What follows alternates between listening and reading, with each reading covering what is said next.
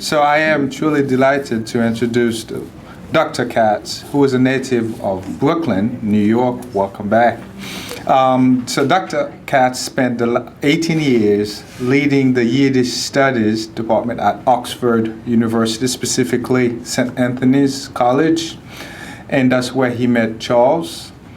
He then spent 1 year at Yale University, and after that he moved on to Vilnius University in Lithuania, where he was a professor from 1999 to 2010.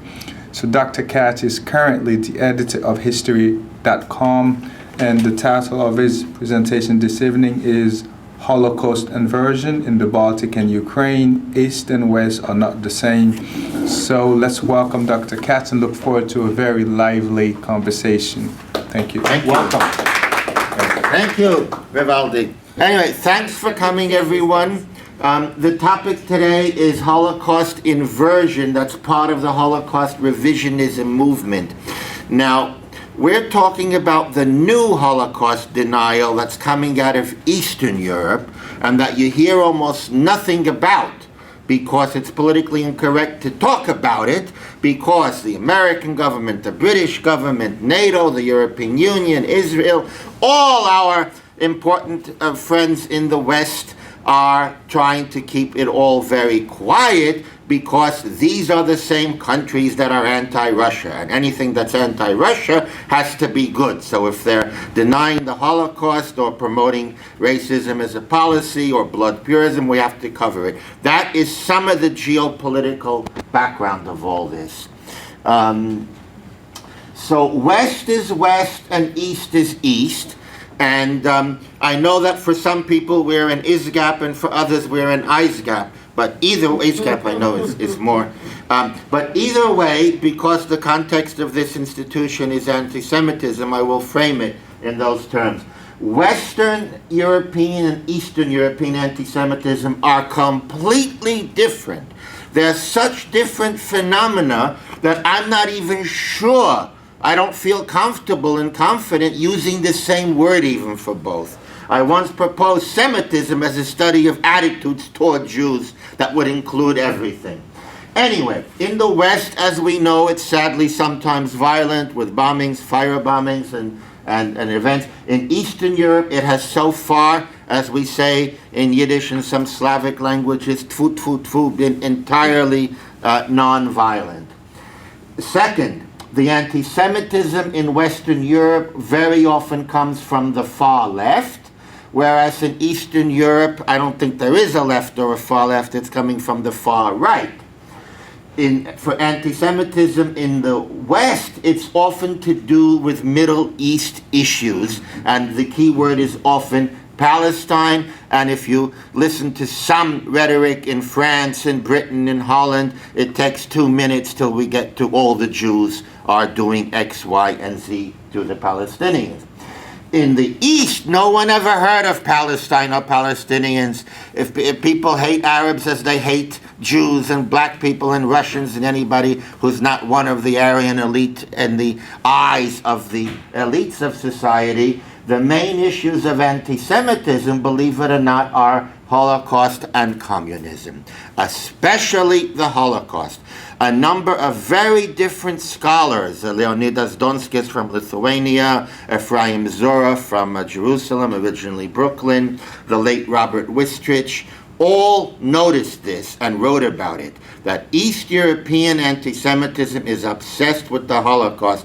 What the hell are these Jews talking about saying that there was a Holocaust and they were all killed? It was us who were all killed.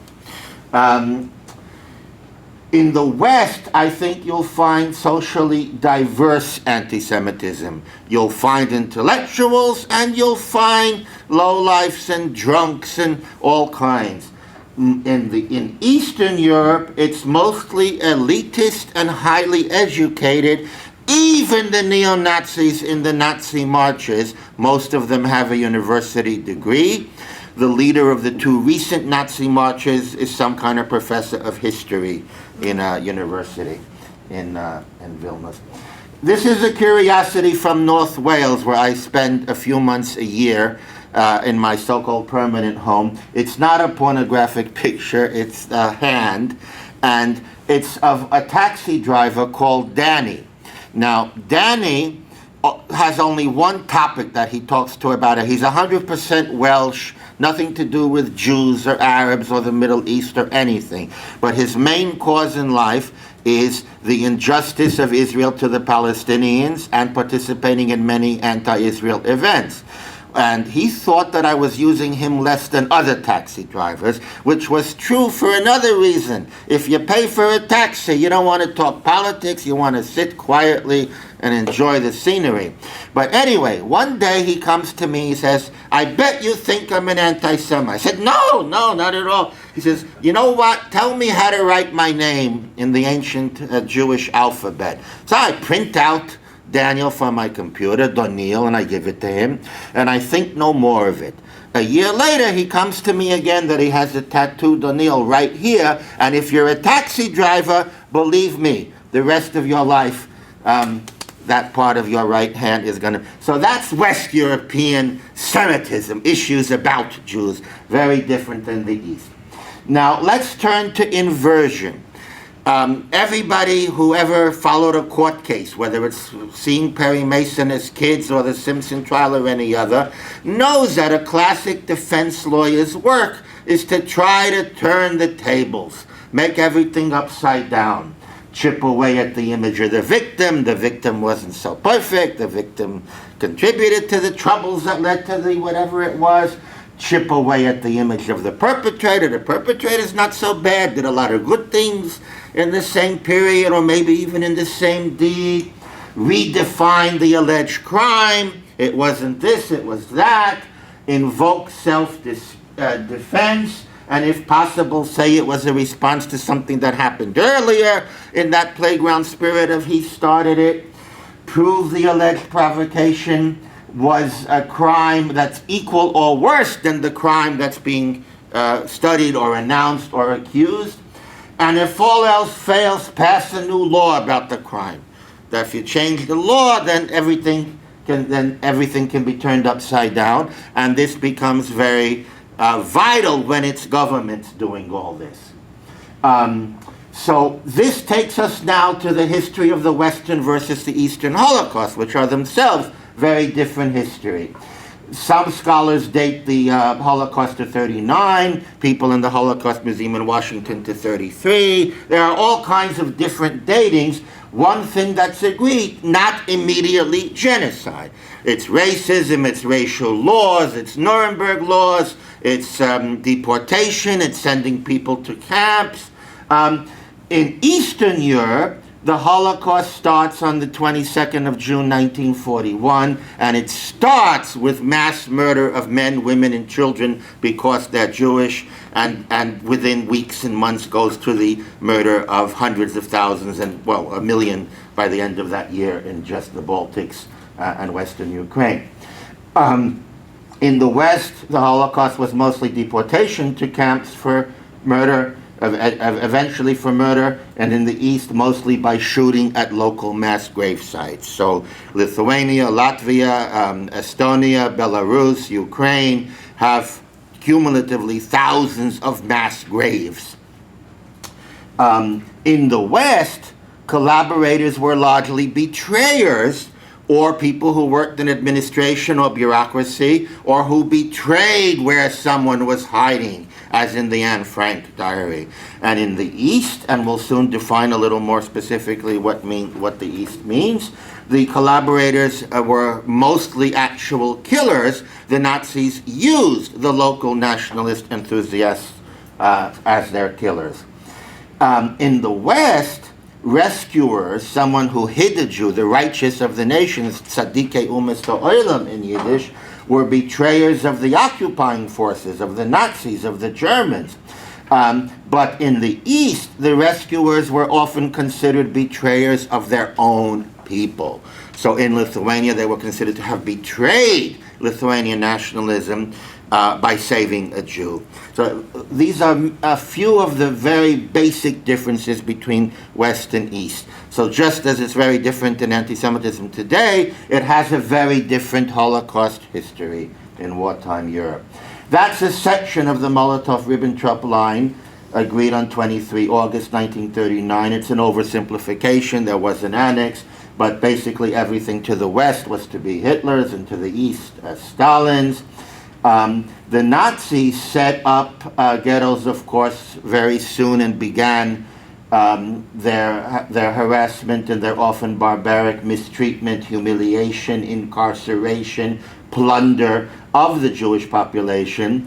The Soviets, while they of course nationalized private enterprise, punished capitalists and clerics, they treated everybody equally, and they started to enforce racial equality laws. And in Yiddish humor of the time, you have one Jew saying to another, "This is unbelievable. Messiah must have come already. If someone yells, 'Zhit parch' at me in the street, he has to pay a fine."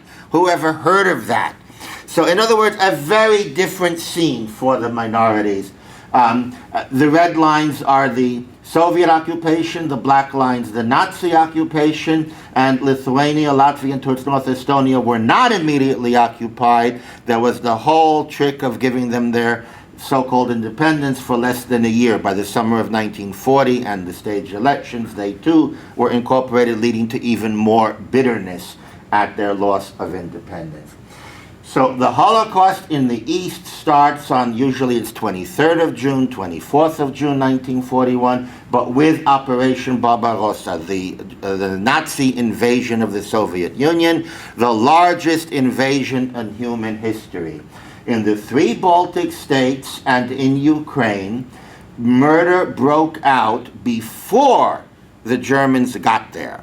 And who was doing these murders? By and large, it was not drunks and criminals and people after the money of the Jews. It was anti-Soviet nationalists who didn't raise their finger against the Soviet occupation of 40-41 or 39-41, depending on the location, but were very quick to start murdering innocent neighbors. And one of the ironies is that the Jewish communists usually didn't get killed because they fled with the Soviet army. And it was usually young women and old rabbis who were the first victims in dozens and dozens of locations.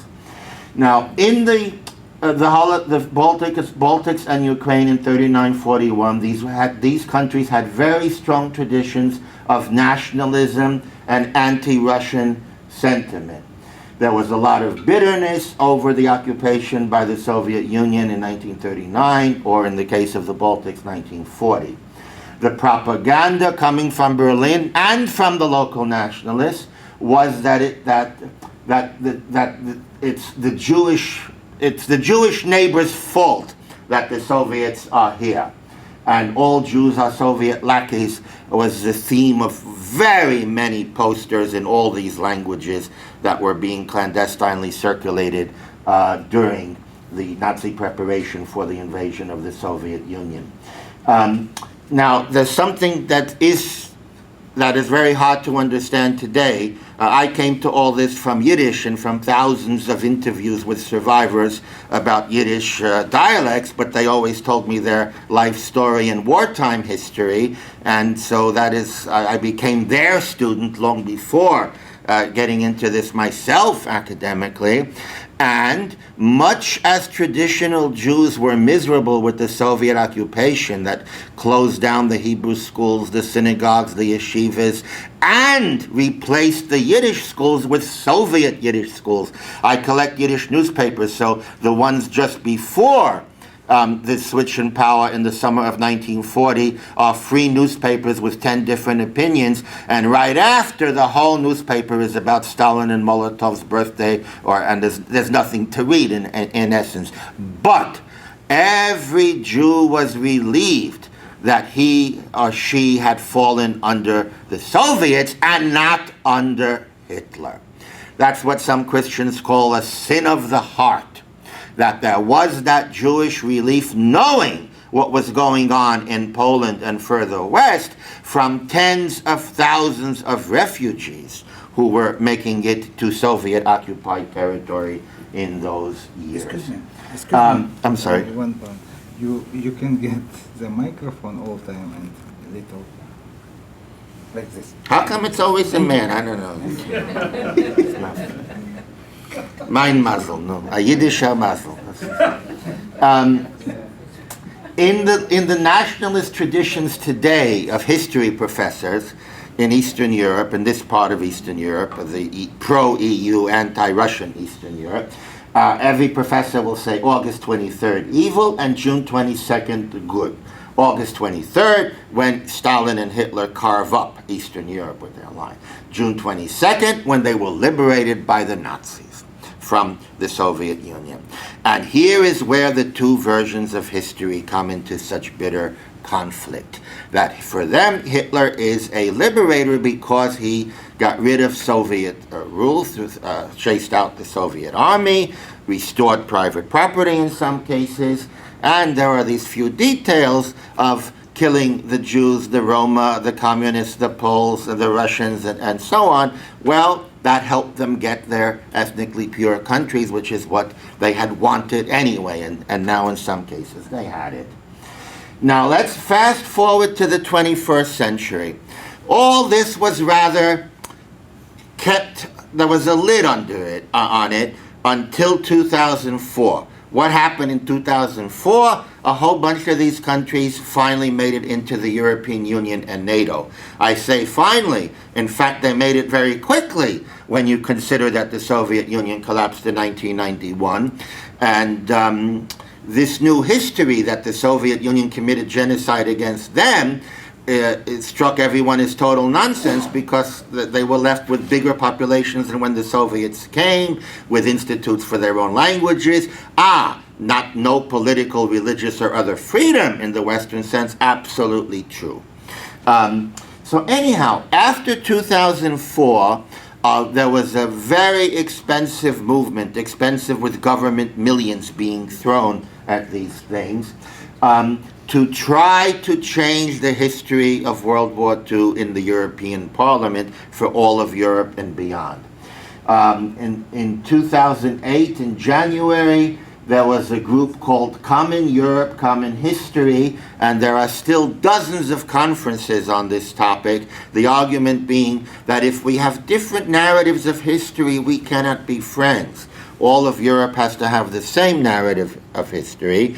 And what narrative is that? That Nazi and Soviet crimes are completely equal. It was known as symmetry, but after this it became known as double genocide. This was about 5 countries, European Parliament members, getting together and just putting out this little resolution that nobody in Europe noticed except for John Mann, a Labour member of the British Parliament, who started the cross-party committee on anti-Semitism and racism. He got up in the House of Commons on the 31st of January, and he said, these MEPs from 5 different countries met to launch a group called Common Europe, Common History. It has the same theme, the supposed need for equal evaluation of history, but it's really just a traditional form of prejudice rewritten in modern contexts. In essence, it's trying to equate communism and Judaism as one conspiracy and rewrite history from a nationalist point of view. These are elected MEPs. So anyway, there was one voice in Europe that we mustn't forget. By June 2008, this had grown to the Prague Declaration that demanded many things. You can easily look up the original document, praguedeclaration.org or praguedeclaration.eu. There's many copies of it on the internet. It demands that all European minds consider Nazi and Soviet crimes the same. Something a bit Orwellian about that, all European minds. It says that all the textbooks in Europe have to be overhauled to reflect this equality. It says that millions of victims of communism deserve the same sympathy, understanding, recognition for their suffering as the victims of Nazism. Now that sounds very good. Why not? Same crime, same victim. There's a big problem with it.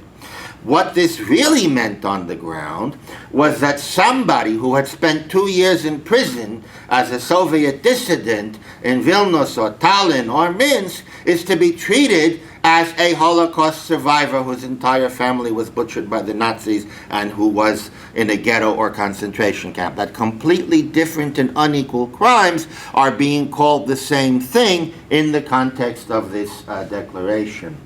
And this was sort of steamrolling through the European Parliament. In 2009, the European Parliament accepted one proposal of the Prague Declaration for a unitary day of commemoration of the victims of Nazism and communism, August 23rd. Actually, in more recent years, 2013 and 2014, the Canadian and American Congress also accepted it without people understanding what it's all about. It sounds very good, equal commemoration. One motivation was to try to get rid of Holocaust Commemoration Day, because there's not going to be 2 days commemorating the Holocaust. And in Canada and the US, in the Congress, it was given a very fancy name, Black Ribbon Day. But anyhow, in Eastern Europe, you'll find museums where the theme that Nazi and Soviet crimes are absolutely equal is part of the architecture. That, for example, is the main history museum in Tallinn, the capital of Estonia, and that's the president of Estonia with the president of Germany posing between the red equals brown iconography. That's the Museum of Terror in Budapest, where the further west you go, the more careful the outright political symbolism becomes. Instead of a swastika, it's the arrow cross. Sorry, it's the the arrowed cross of the Hungarian fascists, and instead of the hammer and sickle, it's just the Soviet star. And this brings us to Holocaust envy, which is a major motive of East European Holocaust revisionism and anti-Semitism. These Jews have made up a story to get money, to get sympathy, and of course a certain Mr. Finkelstein's book has been translated into about 20 languages. I know that on the streets of Vilnius, it's in every bookstore in Lithuanian. Anyhow, if you walk into the Genocide Museum in Vilnius, in the hallway there's this complicated, huge poster that shows how there were 200,000 victims of Nazism. That's the 200,000 Jews murdered. And there were 200,000 Lithuanian victims of communism.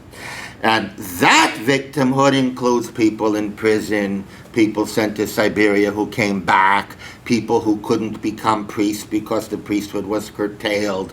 And it includes all Soviet human rights abuses from 1940 and 41 and 44 to 91.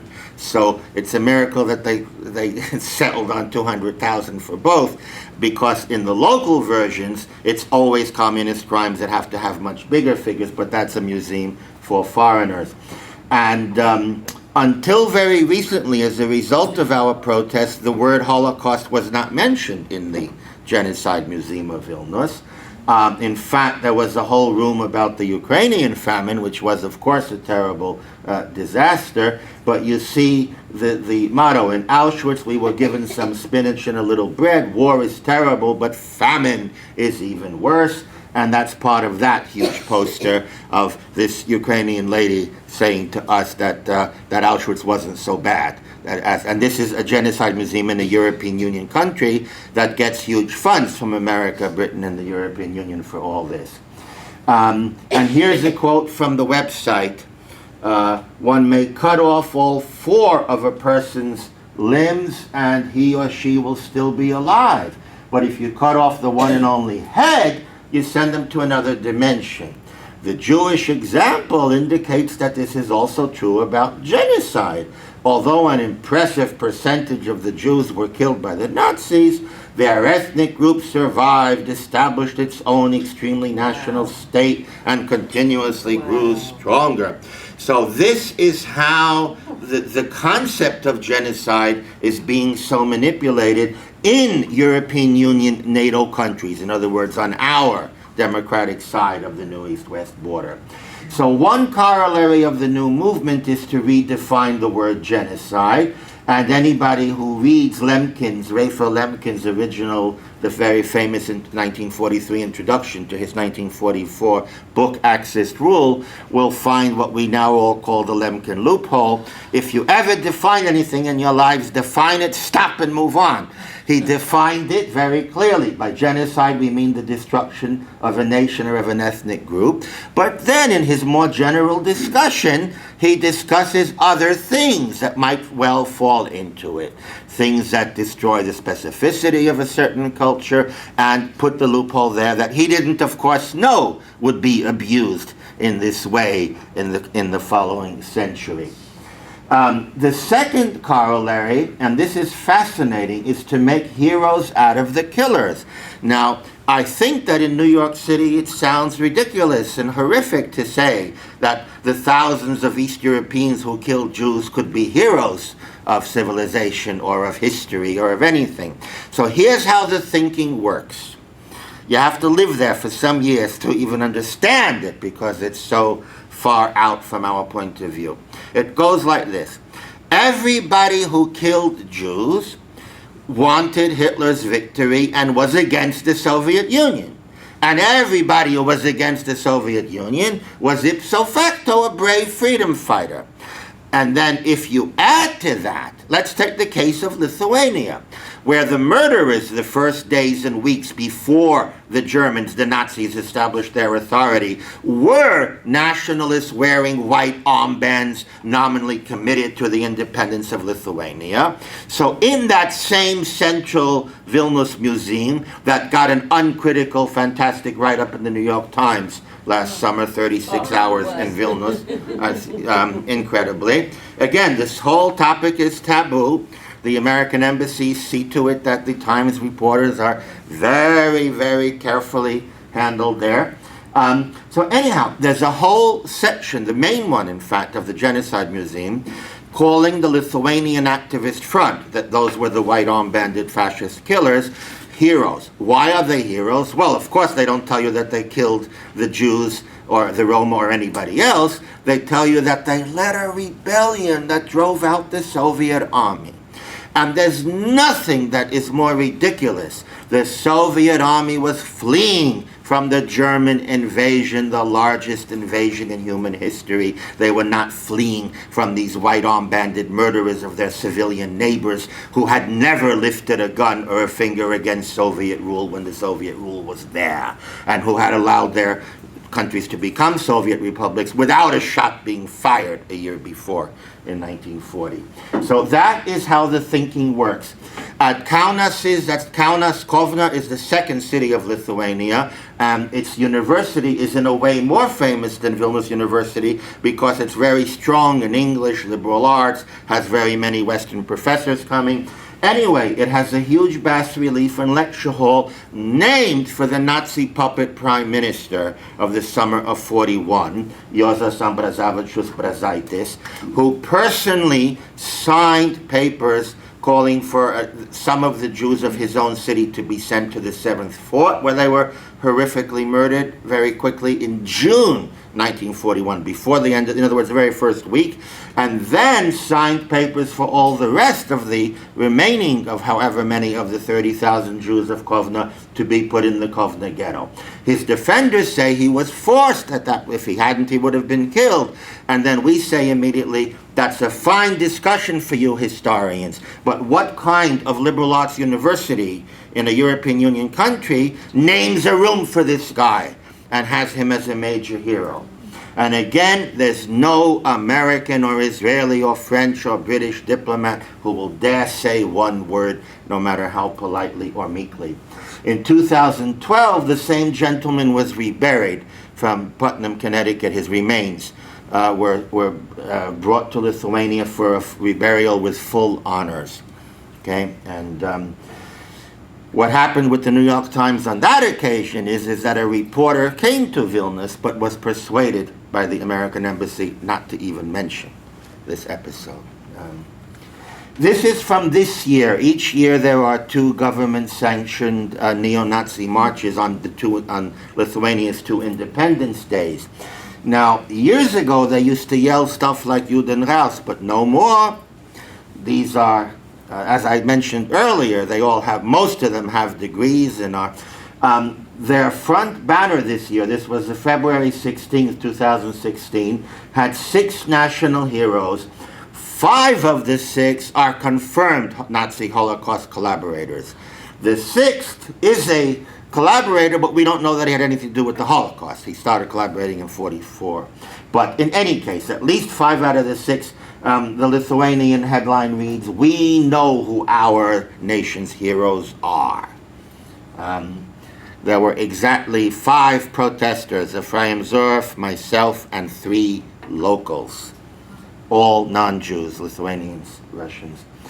And then on the second Independence Day in Vilnius, things got a lot better. There were only 2 Holocaust collaborators among the 10 heroes. But the Lithuanian swastika made its appearance completely legally in front of the parliament, the cathedral, and all the government offices.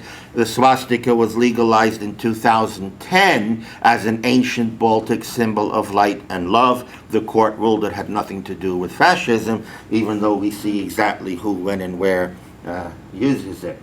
Now, in Ukraine deserves a whole separate talk. Let's just say that in recent years there's been an explosion of government investment of our quote-unquote allies in Kiev in statues for Stepan Bandera, whose group committed hundreds of thousands of murders of Poles and of Jews and of Ukrainian civilians.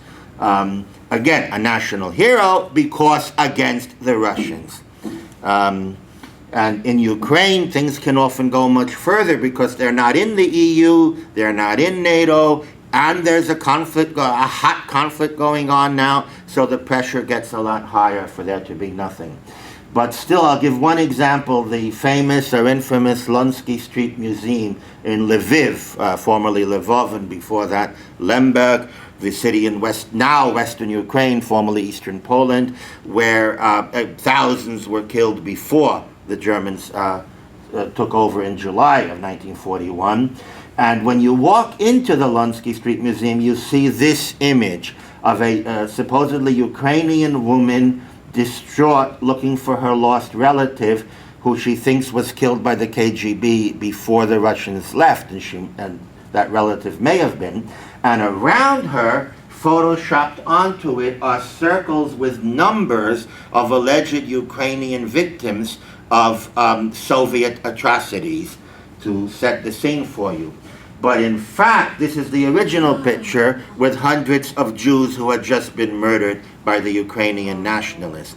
Now, the head of that museum, Mr. or Doctor, I'm not sure, may he forgive me if I forgot his title, Zabili, was welcomed as a hero in Canada, I think 2012, was about 4 years ago, and at Harvard University, and was received by the then Prime Minister of Canada, Stephen Harper.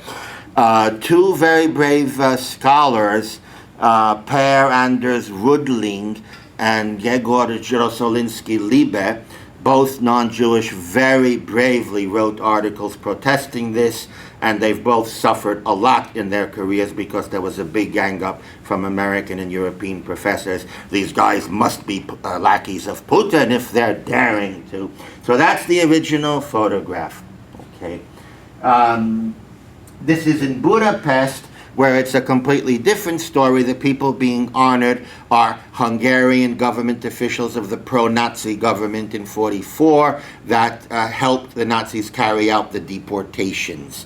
And unlike these other countries, there have been protests in Hungary. So that's a very big difference. The further west you go in Europe, the more you'll see that there are some protests.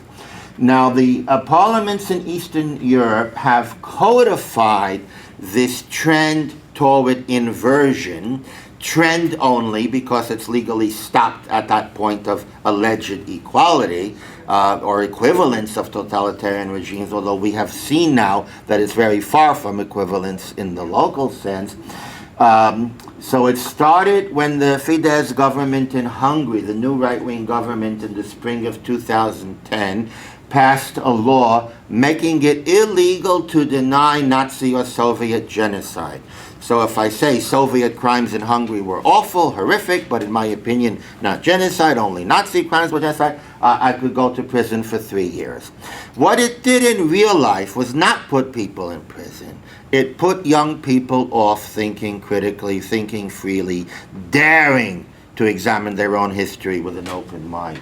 Lithuania had been toying with the law, a similar law. These guys were all in touch, of course, from 2009. And a week after Hungary passed it, the Seimas, the parliament in Lithuania, passed it, but the president convinced them that it would be better for public relations to make it a 2-year prison sentence instead of 3. Estonia in 2012 passed the Valentine's Day's law that makes it a crime to disparage the country's heroes, being the Waffen-SS of 1943 and 44. And that is different in some ways than the others, and if it doesn't come up in questions, we'll leave it at that. Latvia, only a year and a half ago, passed a very strict law, maxing out at 5 years in prison. And of course, Ukraine, as ever, goes beyond everybody. They're not in Europe, they're not in NATO or the EU. Make it 10 years and be sure. But where is Western criticism of our ally when it does? There were a few articles, and they're, of course, to always be remembered. So, who is driving it and why? These states, the Baltics, and recently and especially Ukraine, are also areas with the worst Holocaust record in the sense of the highest voluntary participation in the actual killing. Okay? Also a dismal post-Soviet war crimes prosecution record. So changing the history fixes things. And there's all kinds of motivations, and someone should write a book on this. First is that kind of nationalism that says, my people are perfect, we never made a mistake.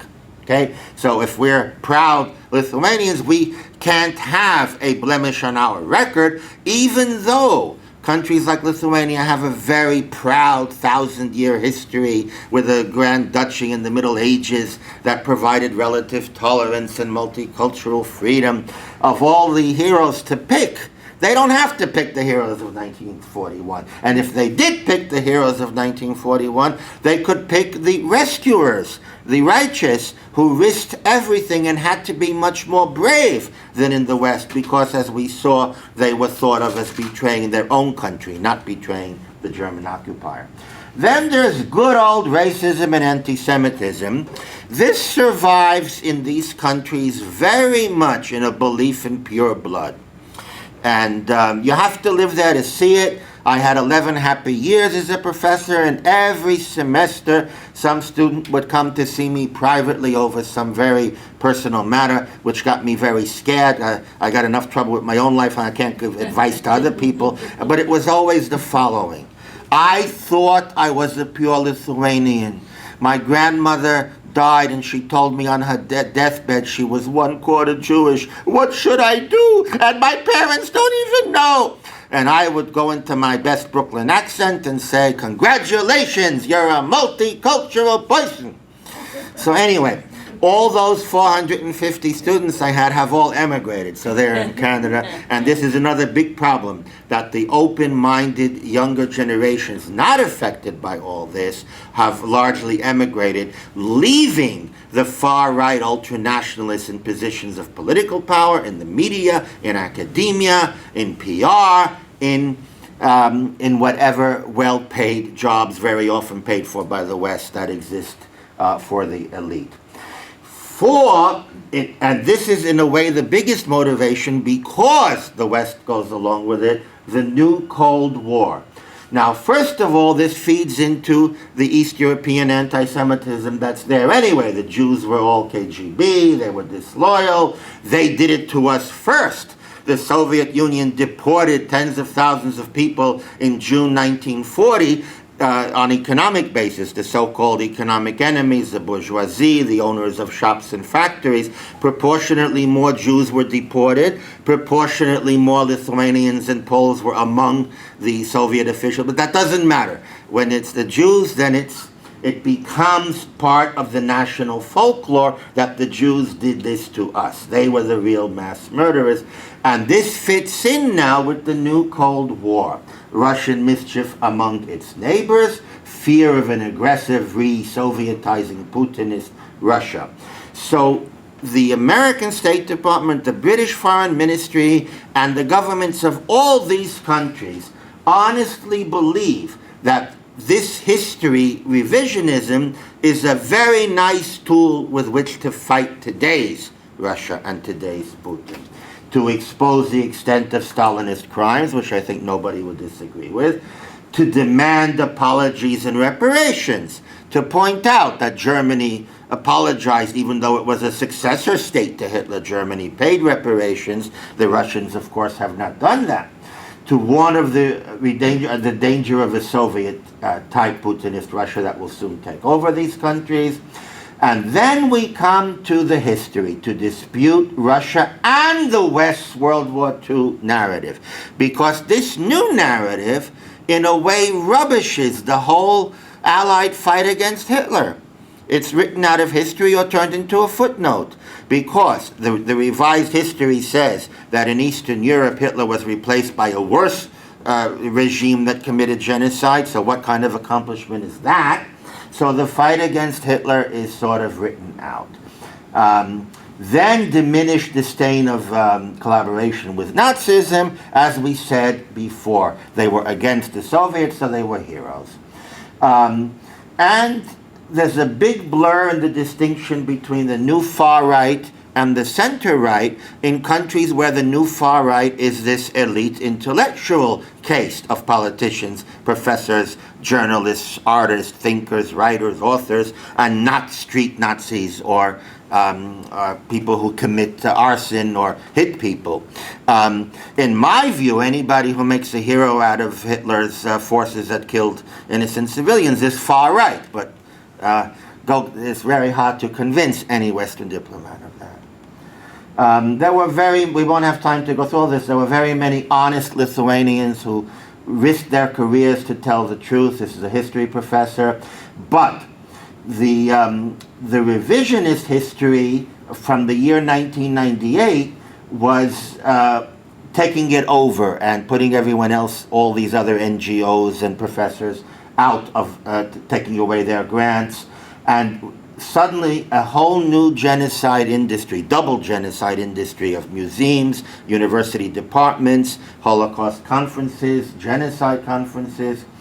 So we've already seen how genocide has been redefined, the tables turned between victims and perpetrators. The third element, the anti-Semitic element, that, well, the Jews were just as bad. After all, the Soviet partisans in the forests didn't have courtrooms and prisons, and so let's go after them. This remained a sort of anti-Semitic trope, a comment, a discourse in most of these countries, except in Lithuania, where it became eventually government policy. Here, the state park where all the statues of Lenin were taken to identifies the Soviet partisans as the evil party in the war. They were the only force fighting Hitler in the forests of the Baltics. There were no American or British or Canadian or Australian troops. And if not for the Soviet resistance, 100% of the Baltic Jews would have been killed rather than 95 or 96%. Whenever it's not a Jewish name, they happen to highlight from the partisans. It's usually Bernstein or Greenberg, to use the Russianized pronunciations. But if it's something like Chalnas, they always add for your help, nationality, Jewish. So you should know who the Soviet partisans are.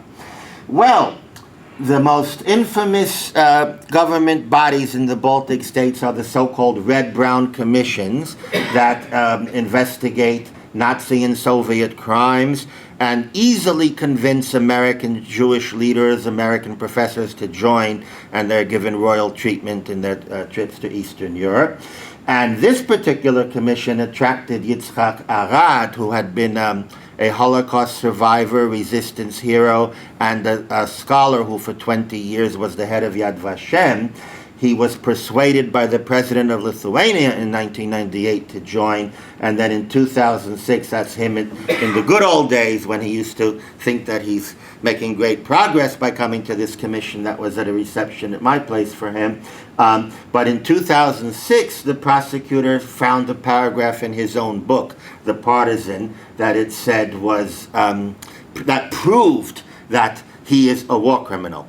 The passage said that the partisan unit, not he, but the partisan unit he was in, captured a big Nazi and killed him. Well, they knew that, and they knew there were no prisons in the forest. So why trick him into becoming a member? Not because they had anything against him, because this changes the whole narrative of history. And if you look him up in many new history books on the internet, you'll see the permanent slur suspected of war crimes because he was in the Soviet partisans. The best article on that topic was written by Dan Lazar, who's with us today. So we can later give you the link or the reference.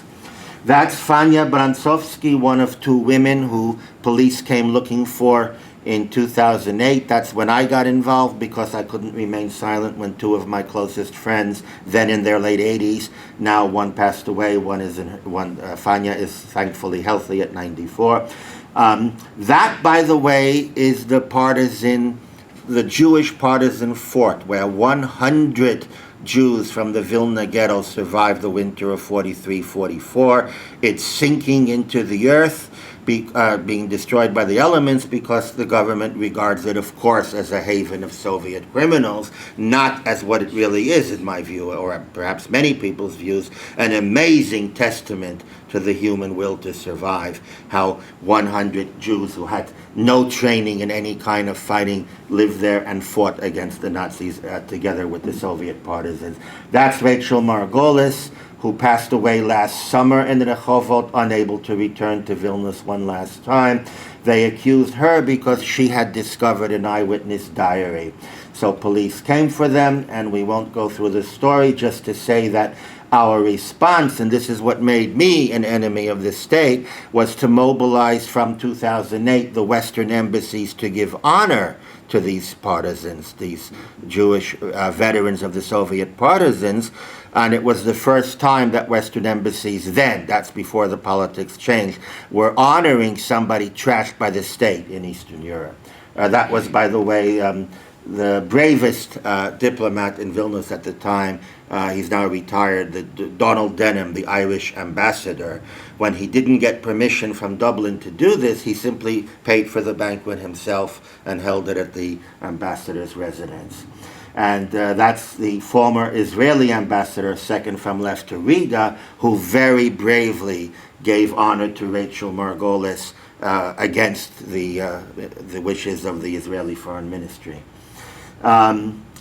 In the last couple of years, it's been a different accusation, not war crimes. Holocaust survivors have been accused of slander for having written memoirs and put together lists of perpetrators. That's Joe Melamed, the longtime head of the Holocaust survivors from Lithuania and Israel. He was visited by two Israeli agents of Interpol in August of 2011, and they said, "We're sorry to bother you. We have a warrant from our colleagues in Lithuania. You're accused of slandering 9 national heroes of the country." His response, "Not 9, I have a book with 8,000 suspected murderers." And that's Pinchas Friedberg, who's very active today in Vilnius. He's been called a liar on the state's site of the Nazi and Soviet Commission after he pointed out an error about the number who had saved Jewish people. He has been involved in finding rescuers and on behalf of a Canadian foundation that helps them. So double genocide moved on to make a ban on Soviet and Nazi symbols. And in 2009, it had those successes, and our response, this gets to be like if some of you may be familiar with the great Yiddish humorist whose 100th death anniversary yahrzeit we're marking this year, Shalom Aleichem. He has a satire on the battle of declarations between the right and the left, or the secular and the religious. So anyway, we answered the Prague Declaration with the 70 Years Declaration. We gave it to the head of the European Parliament, and we were able to stall out the movement there. But now we've run into the much bigger problem with America, Britain, and the wider international scene outside the European Parliament. That was only one arena. So what you hear time and again now is that these are the guys in Europe who will stand up to Putin, and if all they want is to fix a little bit of history, let's do it. Okay, and a lot of this is covered by big investment in Jewish and Holocaust studies events. Think about it, the same commission that's changing the history with books and campaigns and European Parliament activities is also the provider of local Holocaust studies, and provides many wonderful conferences for Holocaust teachers and scholars and museums, and many foreigners get prizes, medals, honors, junkets, and so on. And anyone who dares disagree is called a Putin apologist. It's come to the point where someone like Senator John McCain would stand himself next to the leader of a Ukrainian fascist party, knowing full well who it is, because they are more reliably anti-Russia than anyone else. That's a famous Yale history professor getting his gold medal from the Lithuanian embassy in Washington, which caused him to shift his opinions a certain number of visible degrees. Now, Israel is in a very different situation, feeling that it really needs votes in UNESCO, in the European Union, in the United Nations. So it behaves the same way, but one can argue it has a much bigger national interest in sacrificing the history than does the West, which has really nothing to lose by standing up. Meanwhile, the good old anti-Semitism of the Jew and the gay holding up the world continues to appear regularly in Vilnius, just so people don't forget the other kind of anti-Semitism. So the literal inversion that we started with is not on the cards outside Eastern Europe, but a very significant distortion of history is spreading rapidly throughout Holocaust genocide studies departments, even Holocaust museums. So your comments and questions are very welcome if anybody would like to start.